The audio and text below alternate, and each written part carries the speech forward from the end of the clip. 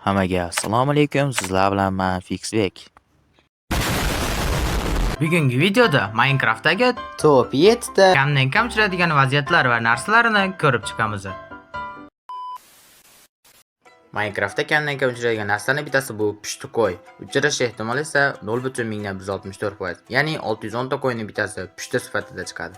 Ikkinchi holat, zaryadlangan creeper. Oddiy creeperga chaqmoq urganda hosil bo'ladi. Uchrash ehtimoli juda kam. Chaqmoq uradigan ob-havo aniq creeperga tushganida 0.5% dan kam holatda hosil bo'ladi. Uchinchi holat, ko'k axolotl sun'iy ravishda yetishtirilganda paydo bo'ladi. Uchrash ehtimoli 0.83, ya'ni 1200 ta axolotldan bittasi tabiiy ko'k rangda bo'ladi. To'rtinchi holat, kichik zombi bolasini tovuq ustida paydo bo'lishi 0.125% holatda uchraydi. Har 400 ta kichik zombi bolasining artiga bir donasi bunday holatda paydo bo'ladi. 5-holat, Jungli Temple'ning tuzog'i. Jungli Temple topishda o'z omad, ammo ichida yashirin ipga tushib, tuzog'iga inish ehtimoli esa atiga 0.7% holatda uchraydi.